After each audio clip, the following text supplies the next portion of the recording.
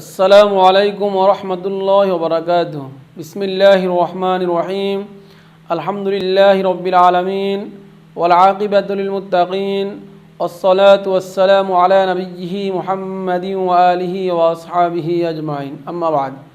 সম্মানিত ভাই বোনেরা, আমি আজকে আপনাদের সম্মুখে পবিত্র কোরআনুল কারীমের আয়াতে শিফা অর্থাৎ 6টি আয়াত আপনাদেরকে তেলাওয়াত করে শোনাবো।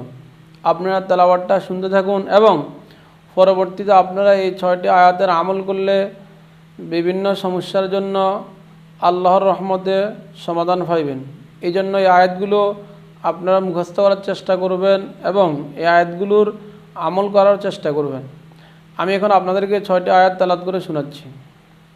ওয়াশফি সুদূর কওমিন মুমিনিন وشفاء لما في الصدور وهدى ورحمة للمؤمنين يخرج من بطونها شراب مختلف ألوانه فيه شفاء وننزل من القرآن ما هو شفاء ورحمة للمؤمنين